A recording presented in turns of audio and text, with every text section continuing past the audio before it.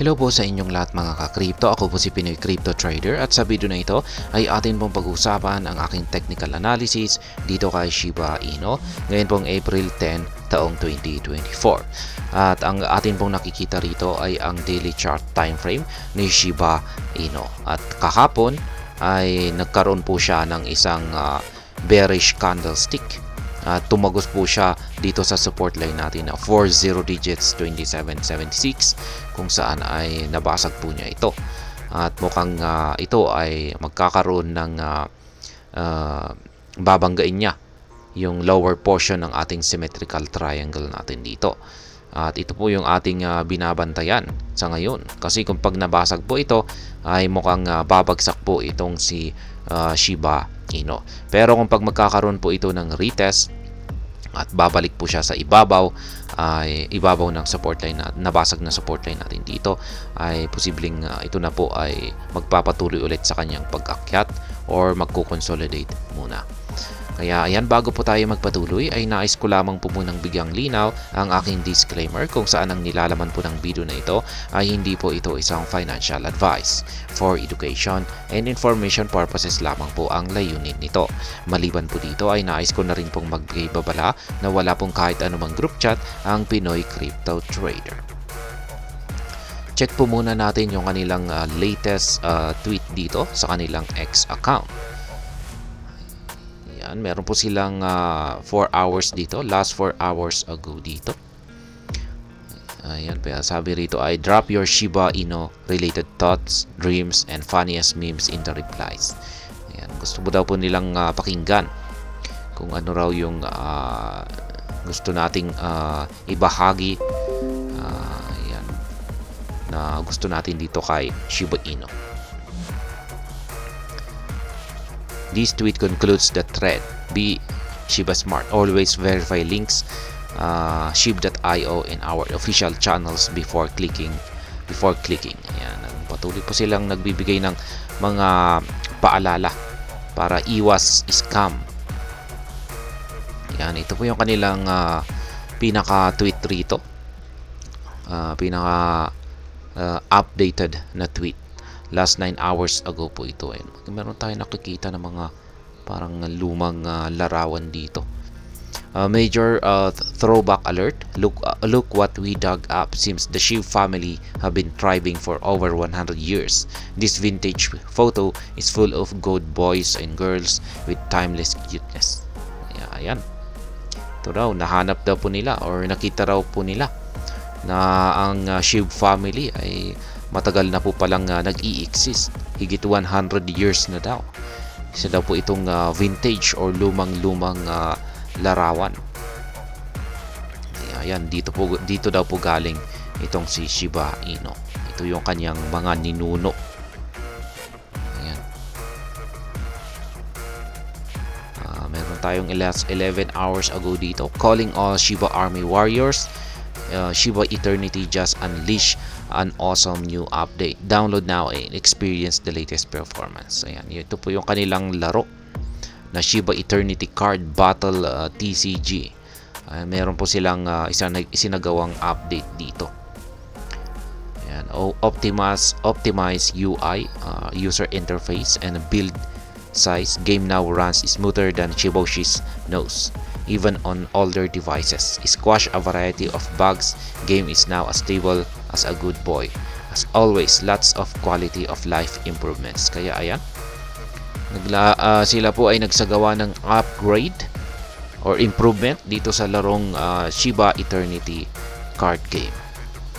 Ayan, kung saan ay nagbinago po nila yung user interface nito at mas madali na raw po itong laruin.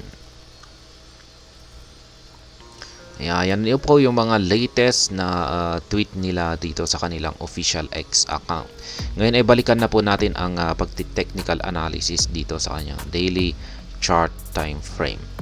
At ayan, nakikita po natin na kahapon ay tumagos po siya dito sa major support line natin na 40 digits 2776. At sa ngayon ay naglalaro po ang kanyang market price sa ilalim nito. Kaya ayan, update po natin ito. Gawin po natin kulay green. Lahat po ng mga kulay green ay nagsisilbi, ito po yung mga nagsisilbing mga resistance line natin. Samantala yung mga kulay red ay nagsisilbi naman po ang mga ito na mga support line. At ngayon ay dahil sa bumalik po siya rito sa ilalim ay mapapansin po natin na ipit na yung kanyang ginagalawan. Ayan, kung sakaling nabasag po yung lower portion na yan dito, ang mangyayari po rito ay magpapatuloy po siya sa kanyang pagbagsak. Babagsak po siya hanggang dito sa sunod na support line natin na 40 digits 2476. Ayan, dito po posibleng bumagsak po siya rito.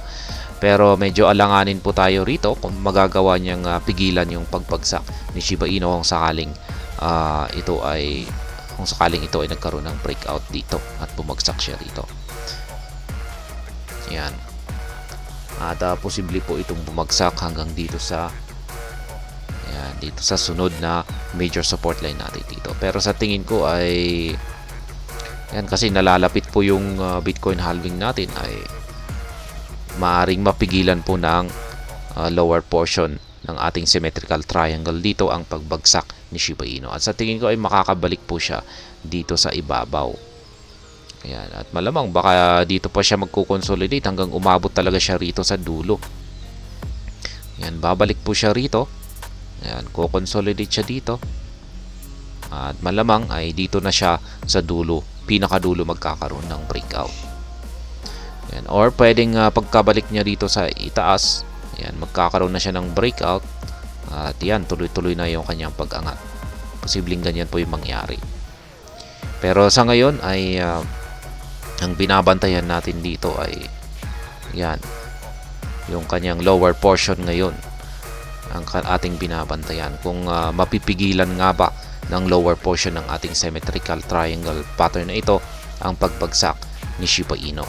Kasi kung pag hindi po niya ito mapipigilan ay ayan, babagsak po talaga siya rito sa next or sunod na support line natin dito.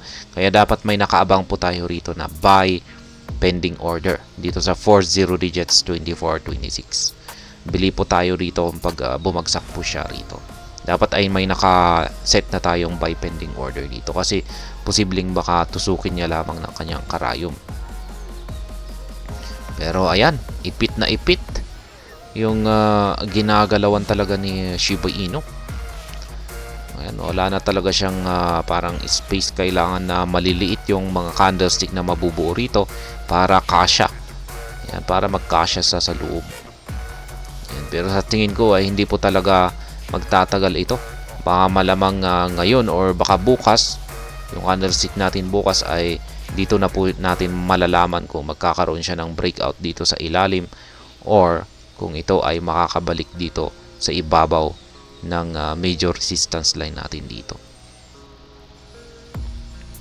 Yung ating Hall Street indicator naman ay nagpapakita po siya na bearish ang ating market condition ni Shiba Inu. Yan, kaya po siya bumabagsak. Yan, kasi bearish kasi ang signal natin dito. At ganun din po, yung kahapon ay wala po tayong signal. Wala po tayong nabubuong signal mula po noong April 8 at saka April 9 ay wala po tayong nabubuong QQE bar dito sa ating QQE mode indicator, blanco. Kaya ibig sabihin ay kapag blanco ay pwedeng nagbibigay yan ng signal ng indecision. Ayan, indecision. Ibig sabihin ay pantay po yung pwersa ng mga bulls at saka mga bears. Pero ayan, ngayon ay lumabas na po yung kulay. May lumalabas ngayon na kulay red na QQE bar. Ibig sabihin ay mukhang ang mga bears ang nagkakaroon ng kalamangan ngayon dito kay Shiba Inu. Kaya dahil dito ay kung pag ganito po talaga ang mabubuo na QQE bars natin sa araw na ito, kapag kulay red po talaga ay ayan, talagang magkakaroon po siya ng correction dito or retest dito. Pero hindi natin alam kung ito ay magre-resulta sa isang rejection kasi pwede pong mabasag talaga ito. Ayan. susubukan po niyang banggain ang lower portion na ito. At ito po talaga yung binabantayin natin kung ito ay mababasag or tatalbog siya dito. At ayan po ang aking technical analysis update sa araw na ito para kay Shiba Inu. At hanggang dito na lamang po tayo sa video na ito mga ka-crypto. Sana po ay inyong nagustuhan ang aking paliwanag sa video na ito. Kung inyo po itong nagustuhan, pakiclick lamang po ang like button nito. Para naman po sa mga bago lamang dito, kayo po ay aking inaanyayahan para mag-subscribe. Pakiclick na rin po ang bell icon nito dahil ito po ang siya magsisilbing notification nito sa mga bago kong videos na akin pong ina-upload sa aking YouTube channel na ito. Marami pong salamat sa panunood. Ingat po tayo lagi at God bless po sa ating lahat.